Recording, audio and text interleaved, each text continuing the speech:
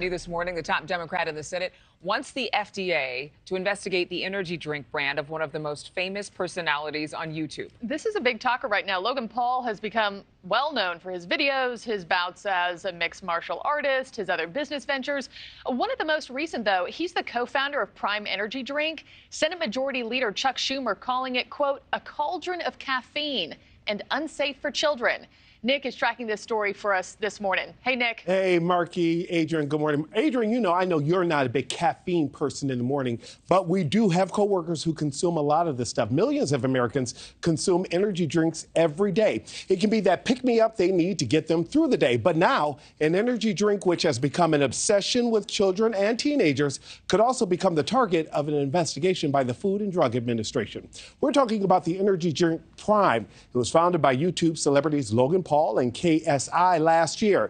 Now, the duo's popularity has earned them millions of followers, many of whom are under the age of 18. So now Senator Chuck Schumer is urging the FDA to investigate the company, not only for how it markets their drinks to young people, but also because of the impact some say the high levels of caffeine can have on those young adults. Now, the risks raising questions here in our newsroom with how the energy drink Prime compares to other popular drinks available at your local grocery store.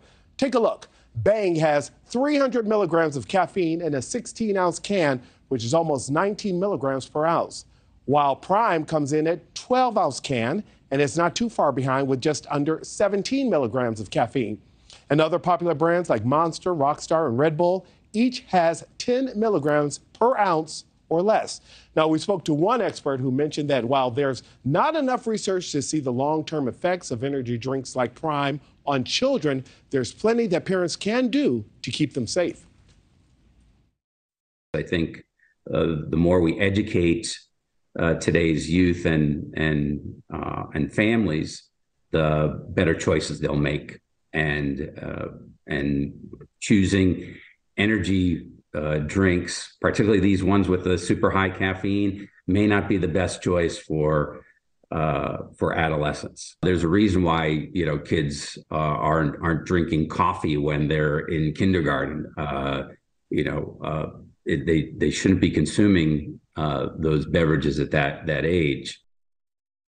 As you heard there, Professor Masai talking about, it's all about educating people on the quantities of caffeine. How many cups of coffee do you need in a drink in a day to get the same amount of caffeine from a can of Prime? Well, if you order a tall coffee at Starbucks, that's the 12-ounce cup, the answer is 1, because that 1 cup has 260 milligrams of caffeine, 60 milligrams more than in a can of Prime.